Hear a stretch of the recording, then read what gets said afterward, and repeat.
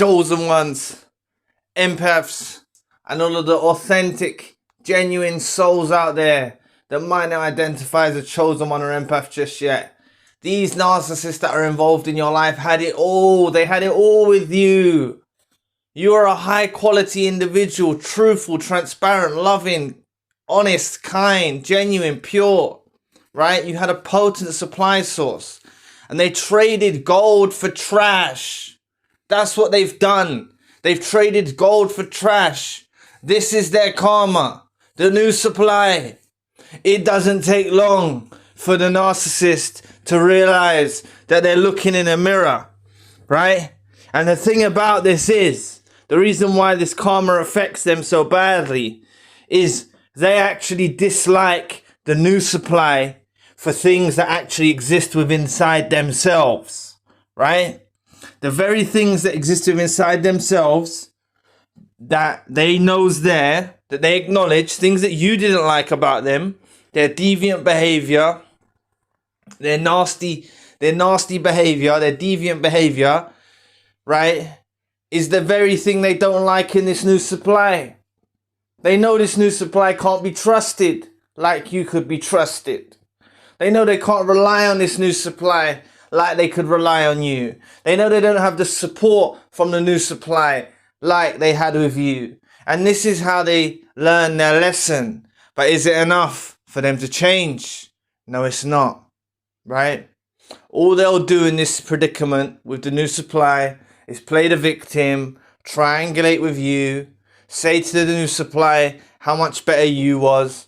If you was a fly on the wall, you'd be in disbelief how much your name's mentioned, right? They bring you up to the new supply. They're trying to turn the new supply into you. That's their objective, okay? But they know they're a fool. They know they're a fool for trading something of value, which only they see as valuable now. They only see what they had with you as valuable now after it's over, right? But don't let that be enough for you to let them back in your lives. If you let them back into your lives, they'll hold it down to their own manipulation, their own deviant behavior, and they've asserted control over you. That's the way they're going to view it. They're not going to view it as you're forgiving, you're kind. They don't value those moral qualities in the individual, right? But they can certainly see people that don't have it. And that's their karma, because they can see this in the new supply source, right? This new supply source is not truthful, right? In the age of social media, everyone on social media, they can't even trust the new supply on their phone. They could probably trust you on your phone, you know? You wasn't there messaging other people. You wasn't doing none of that behavior. You was true, transparent, and you thought you was with them, right? They can't trust the new supply. The new supply is probably talking to other people, doing all sorts of things.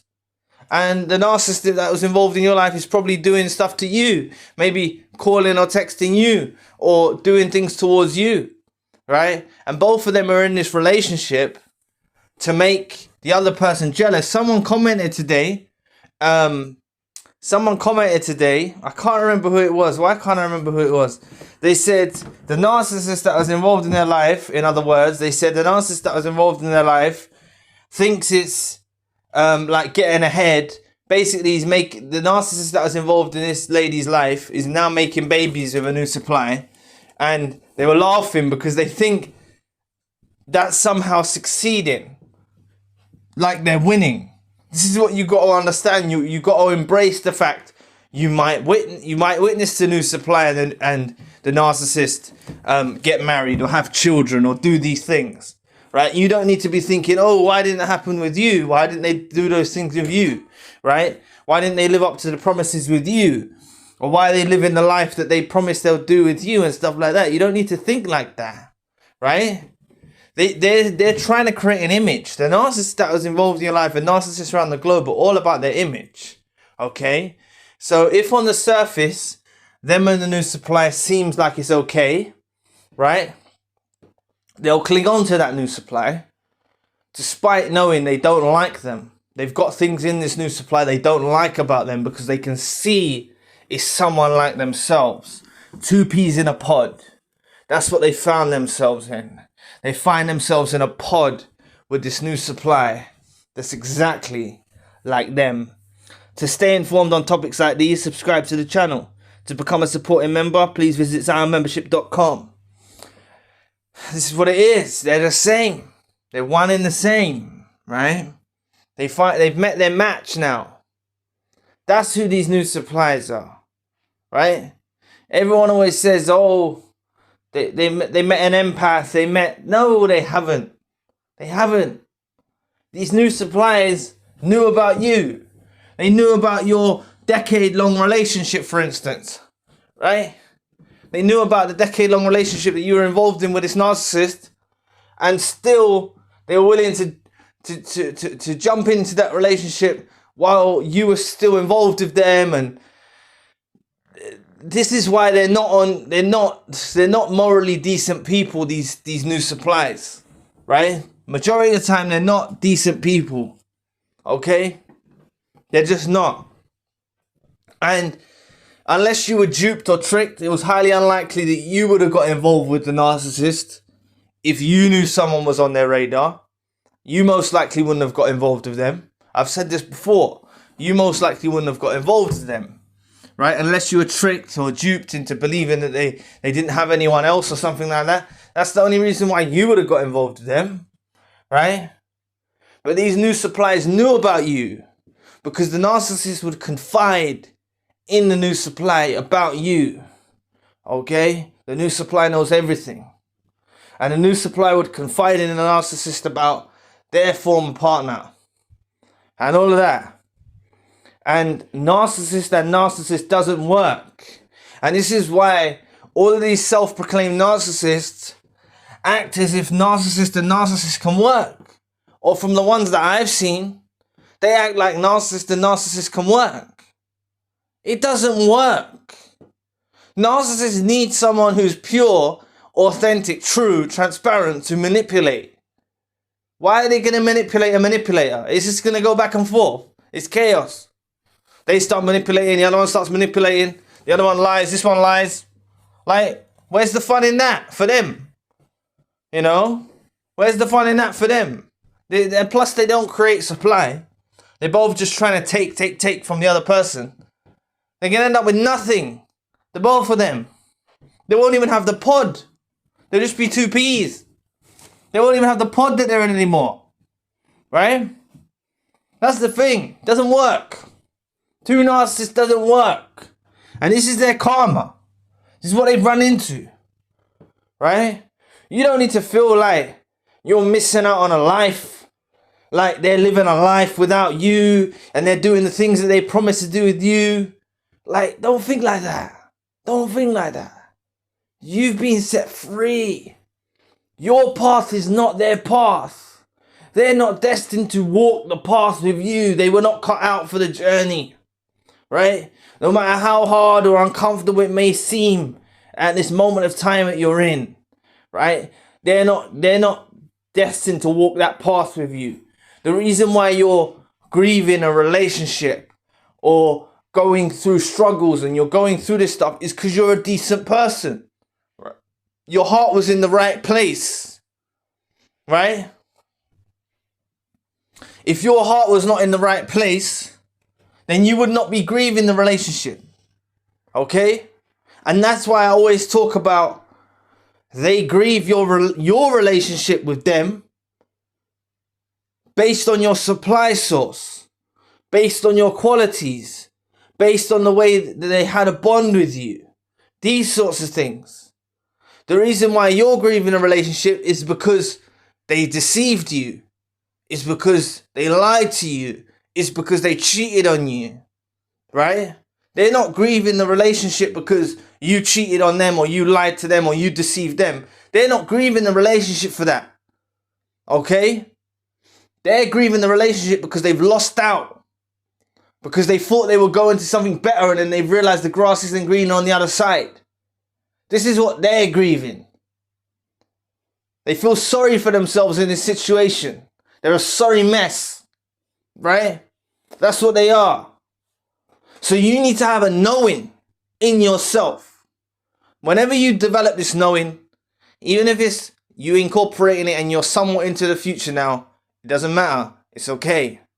But having this knowing, the sooner you have the knowing that it's okay they've gone, it's okay they've left, however it ended, it doesn't matter. It's okay they've gone, it's okay they've left. They're heading in a direction where they're going to meet people that are similar to them, right? That are like them, two peas in a pod. They're going to meet people like that. Not only in their romantic relationships, but in their friendships and in their family and in their colleagues and their associates. They're going to be dealing with deviancy all the time.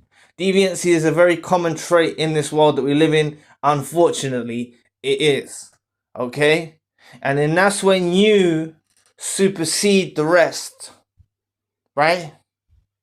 Because a deviant and a liar and a snake thinks they can have fun with a truthful person, someone like you.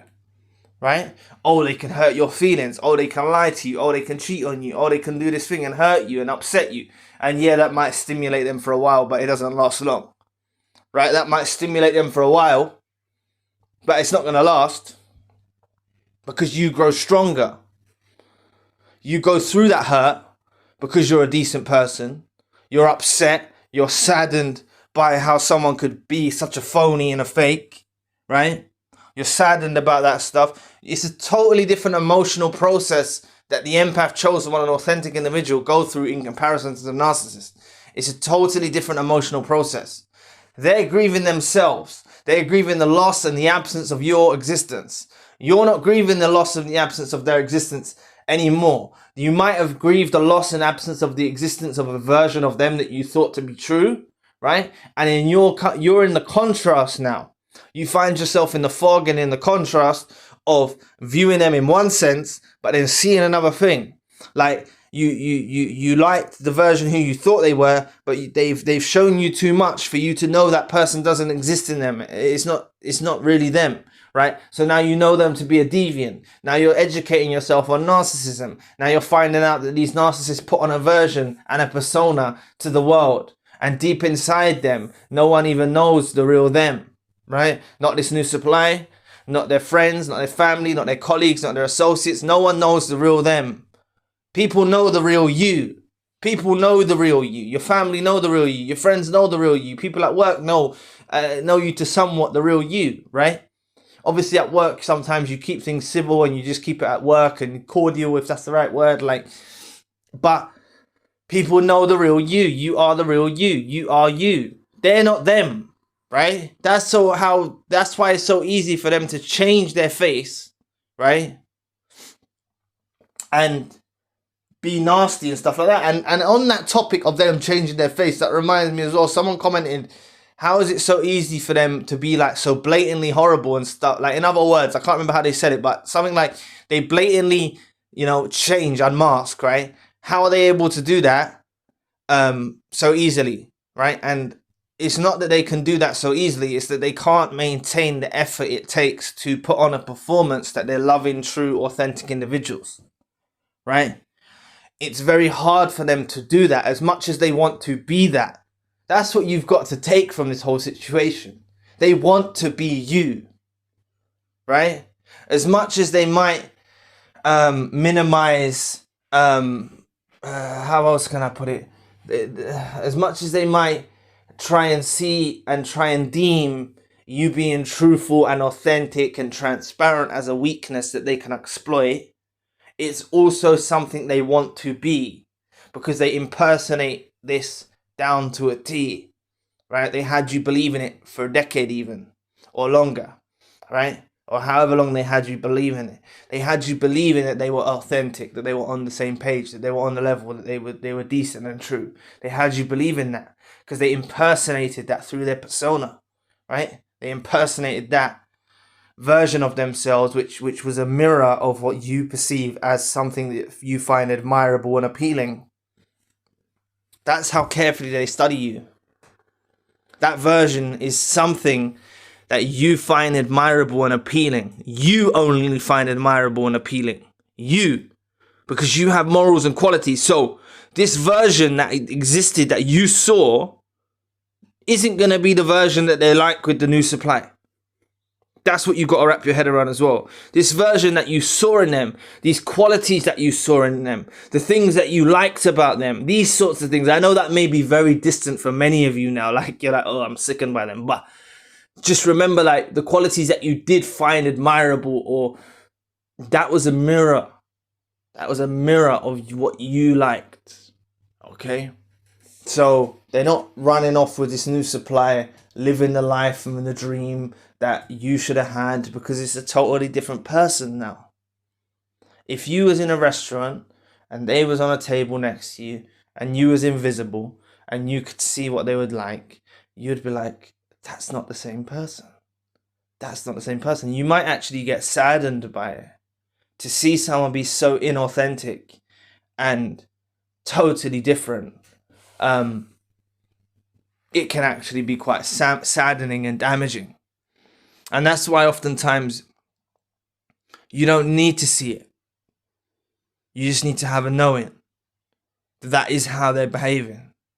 You don't need to see their social media. You don't need to see their posts. You don't need to see them. You don't need to talk to them. They're a completely different species now. They're mirroring this narcissist. And when they're mirroring the narcissist, they're seeing themselves. The difference was when they were mirroring you, right, is they saw someone pure. They could tell you was a quality source of supply. They could tell that. You had ethics. You had morals. You're decent. You're good. You're morally correct. You're an upright citizen, right? This is how they saw you as. With this new supply, they're able to pick up on tendencies that this person is a deviant, that this person isn't true. And it's a big contrast that they see from within you, because they've got something to compare it to. And that's why I always say you become the benchmark, you become the point of reference for whoever else they encounter in their lives. You will always be that benchmark. You will always be that point of reference. Never again will they find someone of your quality or existence in this existence, in this existence. They will never find someone of your quality again in this existence or in the next world or whatever, right? They're never going to find someone of your quality again. They just aren't. They had it for a set period of time, okay? You can take meaning from that situation and you can learn, right? Life does have some tough lessons that you have to go through sometimes, but it's just the way it has to be sometimes, right? You go through these things and you learn your lesson, right? And you get wisdom, and you realize that you are isolated from your friends and your family. Maybe you are isolated from your friends and your family, right? Through the doing of this narcissist that is involved in your life. And now you have more time for your friends or your family. Or perhaps they were such a burden on you, you wasn't there for your children in the way that you wanted to be. I'm not saying you was neglecting your children or anything like that, but you wasn't mentally and in your heart there, because you were so damaged by the narcissist. And now you can be the parent that you was before, and that you want to be, right? That's the thing that you can learn from this and take meaning from it, right? I always talk about meaning as taking meaning and as like a purpose or a passion or a pursuit or a goal or an ambition. And it can be that can be your meaning, but also the meaning can be you being there for your family, you being there for your friends, you being there for your children. Like, I've spoken to survivors and victims of narcissistic abuse, like they have a better relationship now the narcissist is gone, with their children. They have, like, I've seen it before, right? So I know this to be true, and I know it might not seem that way now, okay? But just embrace the fact that this narcissist is living karma with this new supply. It's what they deserve. They deserve to be with someone like themselves. If these narcissists all started pairing up, it'd be a lot easier. Okay? It would be a lot easier. So we need them to make these mistakes and go on with other narcissists and toxic individuals. We need this to happen. It's for the greater good. We need them to, like, it's better for you to go through the hurt and the upset and then go on to be with some narcissist and then you get them out of your life than for you to be in that entrapment with them any longer. Okay, so no matter how it ended, even if you were discarded, don't feel like a reject, don't feel like hurt, don't feel upset. The narcissist knows your worth. Like I said, and I will always say, you become the benchmark and the point of reference for whoever they encounter in their lives, not only their romantic relationships, but their family, their friends, their colleagues, their co-workers, their boss, everyone, because you supersede the rest in your ethics and in your morals and in your decency. Okay? You supersede the rest, right? That's what deems you to be a better person. And I'm not saying you're perfect, right? Chosen ones, empaths, and authentic individuals are not perfect, but they strive to be better, right? And from this experience, you can strive to be better, right? So it's good they're gone. It's good they're gone. Any longer. That's the way you have to see it. You have to see it like that. Like, oh, geez, like any longer, like, it'll be worse than what it is now, right? You got to think like that with them. You got to think like, no, it's good that they're gone at that time.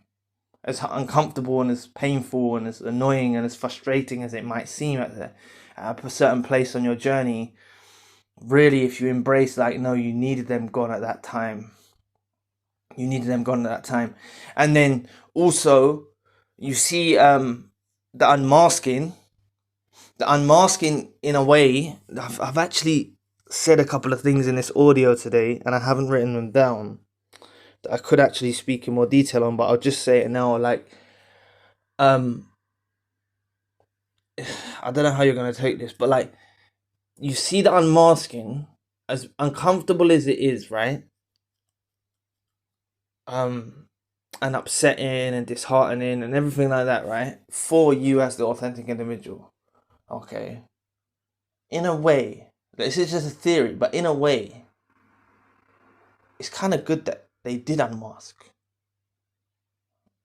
In a way. Because you see, if they don't unmask, right? Or you don't see a full unmasking, and you're left in that place of thinking, not even knowing they're a narcissist, not even having any idea they're a narcissist. Imagine that. And you're thinking that was the best person you've met in your life, and you're still seeing them in the version that they presented to you during the love bomb, and that's all you see, and you miss them, and you're confused. You don't view them as a narcissist, and you care about them. It's like, that takes you on a whole complex journey of itself, of grief, of grieving. But it's not even scratching the surface of the truth. You've scratched the surface of the truth. They've unmasked. They've shown their true colors. And that's why I swear by it. I don't think it's like it has to be God or the universe or something that causes the evilness within them to erupt. Like, they can't control it. They can't maintain it. Like I was touching on earlier on in this segment, earlier on in the segment, one of the segments. They can't maintain this persona that they show to you. It's all too common with all of the narcissistic abuse stories that I've spoken to people in sessions about, and it seems to be the same pattern, that these narcissists can't maintain that persona that they show you. They get irritable, they're unstable, they get narcissistic injuries from the weirdest things, and they erupt. And like I'm saying to you, by you seeing this unmasking, however uncomfortable it is, however frustrating it is, annoying, disheartening, upsetting, whatever word, right, it is for you, you get to see the truth about them, and you don't stay in that fog of thinking that you've lost someone so dearly and you're grieving them, like you're grieving their existence and missing them. And this is what you need to clutch to, those that are caught in between those two realities. Okay, the reality of missing them, that version of them and stuff like that, and the reality of knowing they're a narcissist and being disgusted by them. You have to side with the reality of the narcissist and being disgusted with them to help in your healing. Okay, because that mindset of missing them, of craving their company or things like that, that's the mindset of you prior to awakening. That's the mindset that your brain can't interpret the deviant behavior, can't rationalize it. So it's just processing the emotions as if they're a decent person. But they're not. They're not decent. They're so far from it. So leave them be with this new supply, getting their karma. I did go a little bit off topic in this audio, I hope you don't mind. Just leave them getting their karma with the new supply. They're facing reality now. They're looking in the mirror now. They reflected back at you everything you was, right? And made you admire them and think they're decent. Through their mirroring. Find them, you admired them and found them appealing through their mirroring. And now they're getting mirrored by a narcissist and mirroring a narcissist or a toxic individual. And they're seeing a reflection of themselves which they don't like. They're seeing themselves in someone else and they don't like those traits. That's their existence now. So don't worry if you're seeing them on a beach in Hawaii or a beach in some tropical place or on holiday or celebrating or getting married or having a child. They're looking in the eyes of that narcissist, seeing someone that has the same qualities they dislike in themselves and they hide from the world. So not only are they going to try and hide these qualities that exist inside themselves from the world, they're also going to try and hide these qualities that exist within the narcissist from the world if they want to maintain that relationship, right? They've got it cut out for them now. So thanks for listening today. If you'd like to enhance your experience, have access to unseen videos, go to zionmembership.com to donate to the channel. You don't have to, but any support will be greatly appreciated. You can find the links in the description box below. If you'd like to know more about Keep Silent, It Destroys the Narcissist, click this video here, and I'll be back for another video soon. Peace.